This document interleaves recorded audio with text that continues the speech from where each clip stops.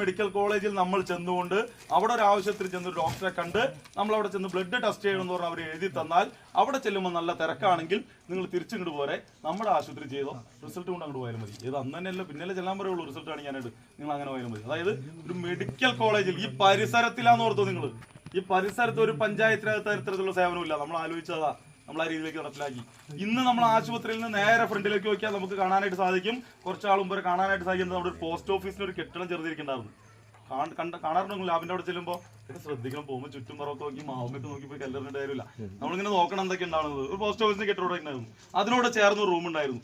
ആ റൂം നമ്മൾ ശരിയാക്കിക്കൊണ്ടിരിക്കുക. എന്തിനാണെന്നറിയാമോ? ആ റൂം നമ്മൾ ശരിയാക്കിക്കൊണ്ട് അവിടെ ഫിസിയോതെറാപ്പിയുടെ സെന്റർ ആരംഭിക്കാൻ പോവുക. ഒരു ഒറ്റ പഞ്ചായത്തിലും ഫിസിയോതെറാപ്പി സെന്റർ സ്വന്തമായിട്ട് ഫിസിയോതെറാപ്പിയുടെ സെന്റർ അയ്യമ്പുഴ പഞ്ചായത്തിന്റെ നേതൃത്വത്തിൽ ഈ വരുന്ന ദിവസങ്ങളിൽ നമ്മൾ ഉദ്ഘാടനം ചെയ്യും. വലിയ പരിപാടിയായിട്ട് തന്നെ ചെയ്യും. കാരണം ഒരു സ്ഥലത്തില്ലാത്ത പരിപാടിയാ. പൊതുവായിട്ടുള്ള വികസന പ്രവർത്തനങ്ങൾ പറഞ്ഞിട്ടുള്ള പ്രകടന പത്രികയിൽ നമ്മൾ കഴിഞ്ഞ പ്രാവശ്യം പറഞ്ഞിട്ടുള്ള പോലെ തന്നെ പൊതുവായിട്ടുള്ള വികസന പ്രവർത്തനങ്ങൾ നടത്തുന്നതിന് വേണ്ടിയിട്ട് 5 വർഷക്കാലം കൊണ്ട് പഞ്ചായത്ത് എന്നുള്ളതിൽ നമുക്ക് സാധിച്ചിട്ടുണ്ട്. നമ്മൾ കഴിഞ്ഞ പ്രകടന പത്രികയിൽ നമ്മൾ പറഞ്ഞ ഏറ്റവും പ്രധാനപ്പെട്ട ഒരു കാര്യമായിരുന്നു നമ്മുടെ ക്രിമിറ്റോറിയം പണിയുക എന്നുള്ളത്. ക്രിമിറ്റോറിയം നമ്മൾ യാഥാർത്ഥ്യമാക്കി. നിങ്ങൾക്കറിയാം, ക്രിമിറ്റോറിയം യാഥാർത്ഥ്യമാക്കി എന്ന് പറയുമ്പോൾ അതിൽ മറ്റൊരു കാര്യം എന്ന് പറഞ്ഞു കഴിഞ്ഞാൽ നമ്മുടെ പഞ്ചായത്തിനകത്ത് കൂടുതലും ആളുകൾ സ്വന്തമായ ഒരു ഭൂമി പോലും ഇല്ലാത്ത ആളുകളാണ് കൂടുതൽ. പ്ലാന്റേഷൻ അടക്കം വരുന്ന ക്വാർട്ടേഴ്സുകളടക്കം താമസിക്കുന്ന ആളുകളാണ്. നമ്മുടെ പഞ്ചായത്തിനകത്ത് ഒരു മരണം ഉണ്ടായിക്കഴിഞ്ഞാൽ മൂലേപ്പാറയോ അല്ലെങ്കിൽ മുണ്ടങ്ങാറ്റോ അല്ലെങ്കിൽ മറ്റുള്ള സ്ഥലങ്ങളെയൊക്കെ ആശ്രയിക്കേണ്ടി വരുന്ന ഒരു അവസ്ഥ. ആ അവസ്ഥയിൽ നിന്ന് മാറിക്കൊണ്ടാണ് ഇത്തരത്തിൽ നമ്മളൊരു ക്രിമിറ്റോറിയം നമ്മുടെ പഞ്ചായത്തിനകത്ത് വേണം എന്നുള്ളൊരു ആഗ്രഹം നമ്മുടെ മുമ്പിൽ ഉണ്ടാവുകയും കഴിഞ്ഞ ഭരണസമിതി തുടങ്ങി വെച്ച പ്രവർത്തനങ്ങളുടെ തുടർച്ച എന്നുള്ള നിലയ്ക്കാണ് നമ്മൾ വന്നപ്പോൾ അതിൻ്റെ ഉദ്ഘാടനം അതിൻ്റെ പണി തീർത്ത് ഉദ്ഘാടനം നടത്തിയത് നമ്മളാണ്. എന്നാൽ കഴിഞ്ഞ ഭരണസമിതിയുടെ തുടർച്ചയായിരുന്നു. അവിടെ നിന്നാണ് നമ്മൾ തറക്കല്ലിട്ട് പണി തുടങ്ങിയും അതിൻ്റെ കാര്യങ്ങളെല്ലാം ചെയ്ത് ഏകദേശം 1.5 കോടി രൂപ അടുത്ത് നമുക്ക് ചിലവുണ്ട്. ആധുനിക ഗ്യാസ് ക്രിമിറ്റോറിയം തന്നെയാണ് നമുക്ക് പണിയുന്നതിന് വേണ്ടി സാധിച്ചത്. അങ്ങനെ ക്രിമിറ്റോറിയം നമ്മൾ പണിതു എന്ന് പറയുമ്പോൾ സ്വാഭാവികമായിട്ടും ഇപ്പോഴും ഇപ്പോൾ നമ്മൾ നമ്മുടെ പഞ്ചായത്തിനെ കുറിച്ച് തിരിച്ചറിയാം. മനുഷ്യരെക്കാൾ കൂടുതൽ നമ്മൾ 3658 വീടാണ് നമ്മുടെ പഞ്ചായത്തിലുള്ളത്. അതിൽ കൂടുതൽ ആനയുള്ള പഞ്ചായത്താണ് എന്നോട്. ശരിക്കും 3658 വീടിനേക്കാൾ കൂടുതൽ ആനയുടെ എണ്ണം എടുത്ത ആനയുള്ള പഞ്ചായത്താണ്. വന്യജീവികൾ, അതായത് ഈ പറയുന്ന പന്നി ആയിക്കോട്ടെ, പ്ലാവ് ആയിക്കോട്ടെ, കുരങ്ങനായിക്കോട്ടെ, എല്ലാം കൊണ്ട് നമ്മൾ സമ്പുഷ്ടമാണ്. മനുഷ്യന്മാരുടെ എണ്ണം മാത്രമില്ല, അത് മാത്രമേ കുറവുള്ളൂ. ബാക്കിയൊക്കെ ആ രീതിക്കാണ്. അപ്പൊ അങ്ങനെ ആ രീതിയിലേക്ക് വളരെ ചുരുക്കം വീടുകൾ. ആ 3658 വീട്ടിൽ പഞ്ചായത്ത് എന്നുള്ള രീതിയിൽ പഞ്ചായത്തിന്റെ ഭരണം മുന്നോട്ട് കൊണ്ടുപോകണമെങ്കിൽ പഞ്ചായത്തിന് ഫണ്ട് വേണം. പഞ്ചായത്തിന് ഫണ്ട് എന്ന് പറഞ്ഞാൽ ആ ഫണ്ടിനെ പറയുന്നതാണ് ഓൺ ഫണ്ട് എന്നുള്ള രീതിയിലാണ് നമ്മൾ പറയുന്നത്. തനത് ഫണ്ട് നമുക്ക് വേണം. തനത് ഫണ്ട് നമുക്ക് ആകെ കിട്ടുവാനുള്ളത് നമുക്ക് വീടുകളുടെ ടാക്സിൽ നിന്ന് മാത്രമാണ്. അങ്ങനെ വീടുകളുടെ ടാക്സ് എന്ന് പറഞ്ഞാൽ നമ്മൾ ഈ 3658 വീട്ടിൽ പ്ലാന്റേഷന് 3 വാർഡിനകത്തും 1 രൂപ ടാക്സ് ഇല്ല, അവിടെ പോയി. ബാക്കി പുറത്തേക്ക് ഇറങ്ങി ബാക്കിയുള്ള വീടുകൾ നമ്മൾ കണക്ക് കൂട്ടുമ്പോൾ അതിലൊരു 30% വീടുകൾക്കും ടാക്സ് ഇല്ല. കാരണം 650 സ്ക്വയർ ഫീറ്റിന് താഴെ താമസിക്കുന്ന തികച്ചും സാധാരണക്കാരായ ആളുകൾ താമസിക്കുന്ന ഒരു സ്ഥലമാണ് നമ്മുടേത് എന്നുള്ളതുകൊണ്ട് അതിന് ടാക്സ് ഇല്ല. അതിന് മുകളിലേക്കുള്ള ആളുകളുള്ളൂ. പിന്നെ അതിന് മുകളിലേക്ക് എന്ന് പറഞ്ഞു കഴിഞ്ഞാൽ ഒരു 1000 പോയ ഏറ്റവും കൂടി ഒരു 1500, അല്ലെങ്കിൽ ഏറ്റവും കൂടി പോയ 2000. അതിനപ്പുറത്തേക്ക് വീട് പണിയാൻ പറ്റാവുന്ന ആളുകളൊന്നും സാഹചര്യം ഇപ്പോൾ ഇവിടെ ഇല്ല, ആ രീതിയിലേക്ക് ഇല്ല. പിന്നെ അതിന് മുകളിലേക്ക് പോകുന്ന ആളുകൾ നേരെ എന്ത് ചെയ്യും? അവർ മഞ്ഞപ്പുറം മുക്കുന്നവരും അവിടെയും പോയി സ്ഥലം വാങ്ങിച്ച് നല്ലൊരു വീട് പണിത് അവരവിടെ ജീവിക്കും. അതാണ് നമ്മുടെ സ്ഥിതി. അപ്പോൾ ഓൺ ഫണ്ട് ഇല്ലാത്തൊരു പഞ്ചായത്താണ് നമ്മൾ ചെയ്ത്. സ്വാഭാവികമായിട്ടും നമ്മൾ ഇത്തരത്തിൽ പ്രവർത്തനം നടത്തുക. പറഞ്ഞു നമ്മുടെ ക്രിമിറ്റോറിയത്തിന്റെ കാര്യമാണ്. നമുക്ക് സാഹചര്യങ്ങളൊന്നുമില്ല, പക്ഷേ നമ്മുടെ പഞ്ചായത്ത് നമ്മുടെ വികസന കാര്യങ്ങളിൽ, നമ്മുടെ വികസന സ്വപ്നങ്ങളിൽ നമ്മുടെ പഞ്ചായത്തിന്റെ ഏറ്റവും വലിയ പ്രത്യേകത നമ്മുടെ നാട്ടുകാരാണ്. ഒരിക്കൽ പോലും എതിര് നിൽക്കാത്ത ഒരാളുകൾ എന്നുള്ളതാണ് നമ്മുടെ ഏറ്റവും വലിയ വിജയം നമ്മുടെ മുമ്പിൽ ഉണ്ടായത്. നമ്മുടെ ക്രിമിറ്റോറിയം നമ്മൾ പണിയുമ്പോൾ നമ്മുടെ തൊട്ടപ്പുറത്ത് നേരത്തെ പറഞ്ഞ നമ്മൾ ആനയെ കൊണ്ട് സമ്പുഷ്ടമാണെങ്കിൽ കാശ് കൊണ്ട് സമ്പുഷ്ടമായ ഈ പറയുന്ന ഓൺ ഫണ്ട് കൂടുതലുള്ള, അല്ലാതെ എല്ലാ സൗകര്യങ്ങളും കൂടുതലുള്ള പഞ്ചായത്താണ് നമ്മുടെ ഈ ബ്ലോക്കിനകത്ത് മുഴുവൻ പഞ്ചായത്തുകൾ. നിങ്ങൾ പരിശോധിക്കണം, അവിടെ ഇപ്പോൾ എത്ര പഞ്ചായത്തിനകത്ത് ഈ ക്രിമിറ്റോറിയം എന്ന് പറയുന്ന സംഭവം ഉണ്ട് എന്നുള്ള കാര്യം നമ്മൾ പരിശോധിക്കുമ്പോൾ ആകെയുള്ളത് 1 മൂക്കന്നൂർ മൂലപ്പാറയുണ്ട്, 2 അയ്യമ്പുഴ നമ്മുടെ അയ്യമ്പുഴയുണ്ട്, 3 കാലടി പഞ്ചായത്തുണ്ട്. ബാക്കി 5 പഞ്ചായത്തും കാശത്തിന് കൂടുതലുള്ള പഞ്ചായത്തൊക്കെ ഏത് പഞ്ചായത്താ? മലയാറ്റൂർ നീലേശ്വരം പഞ്ചായത്തുണ്ട്, കാഞ്ഞൂർ പഞ്ചായത്തുണ്ട്, അതുപോലെ തന്നെ ഒരു മുനിസിപ്പാലിറ്റി ഉണ്ട്, അവിടെ ഇല്ല കേട്ടോ. മുനിസിപ്പാലിറ്റി എന്താ ചെയ്യുന്നറിയാം? മുനിസിപ്പാലിറ്റി ഉണ്ട്, അവിടെ ഇല്ല. തുറവൂർ പഞ്ചായത്തുണ്ട്, അവിടെ ഇല്ല. കറൂറ്റി പഞ്ചായത്തുണ്ട്, അവിടെ ഇല്ല. കഞ്ഞപ്ര പഞ്ചായത്തുണ്ട്. ഇവിടെ ഒന്നും ഈ പറയുന്ന ക്രിമിറ്റോറിയം ഇല്ല എന്നുള്ള കാര്യം നോക്കും. ക്രിമിറ്റോറിയം നിർമ്മിക്കണം വേണ്ടി ഇവര് സ്ഥലമൊക്കെ പല സ്ഥലത്തൊക്കെ വന്നിട്ടുണ്ട്, പക്ഷെ നടക്കാനുള്ള കാരണം എന്താ? നടക്കാൻ വേണ്ടിയിട്ട് വരുമ്പോൾ ആളുകളുടെ ഒരു എതിർപ്പാണ് സ്വാഭാവികമായിട്ടും. അപ്പൊ അതുകൊണ്ട് തന്നെ ഇത് നടക്കാത്ത ഒരു സ്ഥിതി. പക്ഷെ നമ്മളാ പണിതിട്ടുള്ള സ്ഥലം നിങ്ങൾക്ക് അറിയാൻ പറ്റും, തൊട്ടടുത്ത് വീടുകളും കാര്യങ്ങളും. പക്ഷെ അവരുടെ 100% അവരെ പിന്തുണയും അവർ പറഞ്ഞിട്ടുള്ള പോലെ തന്നെ അവരുടെ സഹകരണം ഉള്ളതുകൊണ്ട് തന്നെയാണ് നമുക്ക് അവിടെ കൃത്യമായിട്ട് നടത്താനായിട്ട്.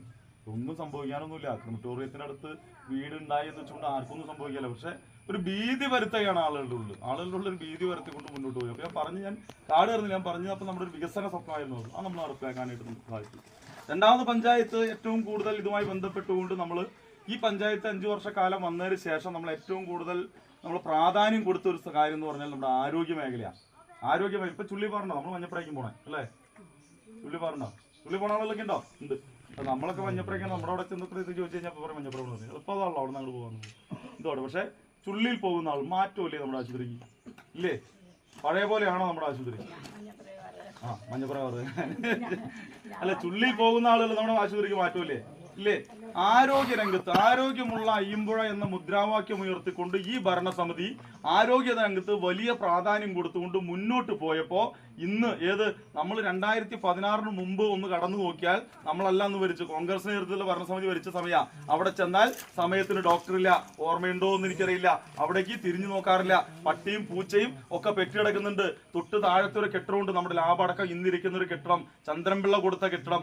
അത് കാട് പിടിച്ച് അനാശാസ്യ പ്രവർത്തനങ്ങൾ ഏർപ്പെടുന്നതിന് വേണ്ടിയിട്ട് അവിടെയുള്ള ആളുകൾ ഉപയോഗിച്ച് മൂട്ടയടക്കം പെരുത്ത് വലിയ കള്ളിമുൾച്ചെടി അടക്കം വളർന്ന ഒരു കാലഘട്ടം ഉണ്ടായിരുന്നു.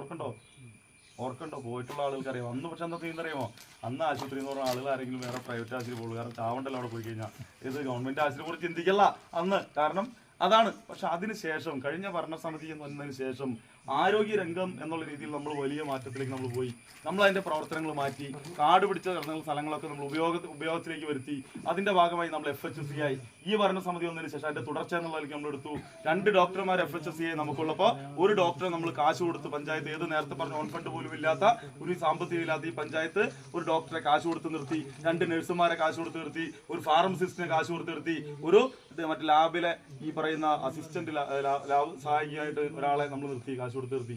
ഇതിനു വേണ്ടിയിട്ടാ? നമ്മുടെ ജനങ്ങൾക്ക് വേണ്ടിയിട്ട്, അവിടുത്തെ തിരക്ക് ഒഴിവാക്കാനായിട്ട്, അവിടുത്തെ കാര്യങ്ങൾ ഒഴിവാക്കാനായിട്ട്. നിങ്ങളൊന്ന് ചിന്തിച്ചു നോക്കി. കുറെ കൂടി ഒക്കെ ഇടയ്ക്ക് ഞാൻ പറയുമ്പോൾ ഇത് പുറകോട്ടൊക്കെ പോകണുണ്ടോ? നിങ്ങളുടെ വീടുകൾക്ക് പാലിയേറ്റീവ് നിങ്ങളുടെ അടുത്ത് വരുന്നുണ്ടോ എന്ന് എനിക്കറിയാം. എല്ലാവരും വീട്ടിൽ പാലിയേറ്റീവ് എത്തുള്ളൂ. അങ്ങനെ ഉള്ള ആളുകളുടെ അടുത്ത് എത്തുള്ളൂ അല്ലെ? ഉള്ള ആളുകളുടെ അടുത്ത് പാലിയേറ്റീവ് എത്തുള്ളൂ. അങ്ങനെ പാലിയേറ്റീവിന്റെ സംവിധാനം 2-3 മാസം കൂടുമ്പോൾ വല്ലപ്പോഴും ഒരു പ്രാവശ്യം വന്നാലായി. 10 വർഷം മുമ്പ്. ഇപ്പൊ എന്താ സ്ഥിതി? ഒരു മാസത്തിൽ ഏറ്റവും ചുരുങ്ങി ഒരു 3 പ്രാവശ്യമെങ്കിലും അവർ വരും. അനുഭവം ഉണ്ടോ? നമ്മൾ വിളിച്ചാൽ വിളിപ്പുറത്ത് എന്ന് പറഞ്ഞാൽ പാതിരാത്രി ചേച്ചി വരാൻ പറ്റില്ല. നമ്മുടെ നാട്ടുകാരികളല്ലേ ഇവിടെ താമസിക്കുന്ന ചേച്ചി, സ്വാഭാവികമായിട്ട് ഇവിടെ താമസിക്കുന്നത്. വിളിച്ചാൽ വിളിപ്പുറത്ത് എന്ന് പറഞ്ഞാൽ പാതിരാത്രി വഴി അതിന് വരാൻ പറ്റുമെന്നുണ്ടെങ്കിൽ വരും, അല്ലെങ്കിൽ വരും അല്ലേ? ഇന്നെന്താ സ്ഥിതി പാലിയേറ്റീവില്? നിങ്ങൾക്ക് ഏത് ഡോക്ടറെ വേണ്ടത്? ഹോമിയോ ഡോക്ടർ വേണോ? ഹോമിയോ ഡോക്ടർ വരും. ആയുർവേദ ഡോക്ടർ വരും. നമ്മുടെ FHCയിലെ ഡോക്ടറാണ് വേണ്ടത്, അവർ വരും. ഇല്ലേ? അങ്ങനെ ഓർമ്മയുള്ള കാലമുണ്ടോ പാലിയേറ്റീവ്? അങ്ങനെ ഓർമ്മയുള്ള രോഗമുണ്ടോ? കാലമുണ്ടോ? നമുക്ക് ആവശ്യമുള്ള സാധനങ്ങൾ നമ്മൾ അവർക്ക് കൊടുക്കുന്നതിന് വേണ്ടി നമ്മൾ സഹായിക്കുക ഇല്ലേ? നമ്മൾ ചെയ്യുന്നുണ്ടല്ലോ. നമ്മുടെ പാലിയേറ്റീവ് രംഗം വലിയ രീതിയിലേക്ക് മാറ്റം വരുത്തുന്നതിന് വേണ്ടി സംവിധാനം നമ്മൾ ഏർപ്പെടുത്തി. ഡോക്ടർമാർ രോഗികൾ ആവശ്യപ്പെട്ടാൽ ഡോക്ടർമാർ അവിടെ പോയിക്കൊള്ളണം എന്ന് നമ്മൾ കർശനമായ നിർദ്ദേശം കൊടുത്തു.